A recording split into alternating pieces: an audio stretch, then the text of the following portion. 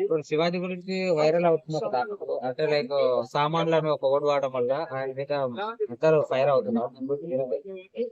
అంటే శివాజీ గారు మాట్లాడింది అయితే నాకైతే ఎలాంటి తప్పట్లేదు లేదండి. ఎందుకంటే మీరు వేసుకునే వస్త్రాధారం బట్టలు ఏ విధంగా వేసుకునే విధంగా మంచిగా ఉండాలమ్మా. మన తెలుగు సాంప్రదాయబద్ధమైనటువంటి రాష్ట్రాలు ఇవి. మన ప్రాంతం టాలీవుడ్ సినిమా ఇండస్ట్రీ అంటేనే ఇలా తెలుగు వాళ్ళు అంటే ప్రపంచాన్ని మొత్తం గౌరవించదగ్గటువంటి ఆ మన ఇండస్ట్రీ కల్చర్ లా మీరు ఇష్టానుసారంగా బట్టలు వేసుకుంటే ఏ విధంగా అని చెప్పేసి మంచి మాట అయిపోయింది. ఇలా చూసుకుంటే ఇక్కడ ప్రపంచంలో ఎక్కడికైనా కూడా ఇలా మన తెలుగు వాడు అంటారు మనల్ని. ఎందుకు మనకు ప్రపంచంలో తెలుగు వాడు అన్నారు? భారతదేశం అంటేనే ఎందుకు తెలుగు వాడు అని ఎందుకు పేరు వచ్చిందండి? మన మన సాంప్రదాయబద్ధం, మన బట్టలు కల్చర్ విధంగా. ఇలా మన కల్చర్ ను మర్చిపోయి ఇష్టానుసారంగా మేము బట్టలు వేసుకుంటాం, ఇష్టానుసారంగా తిరుగుతామంటే మీలాంటి వాళ్ళ వల్ల యువత చెడిపోతుంది.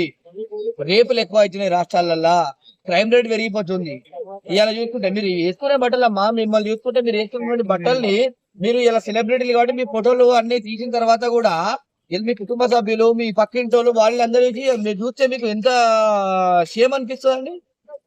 అంటే మనము ఎంత సెలబ్రిటీ అయినా కూడా మనం సాంప్రదాయబద్ధంగా ఉండాలా. పక్క రాష్ట్రాల్లోకి వెళ్ళి వచ్చినటువంటి హీరోయిన్లు అందరూ చీర కట్టుతోని ఎలాంటి మంచి బట్టలు వేసుకొని ఉంటున్నారు.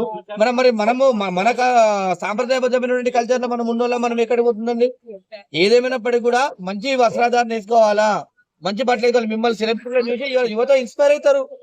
మీరు ఇట్లాంటి బట్టలు వేసుకుంటే యువత మొత్తం చెడిపోయే అవకాశం ఉంది. కాబట్టి కంపల్సరీ మీరు ఈ విధంగా బట్టలు వేసుకోవడం కరెక్ట్ కాదు. అదే విధంగా శివాజీ గారు కూడా మంచి మాట చెప్పారని చెప్పి తెలియజేస్తున్నారు. అయితే అనుష గారు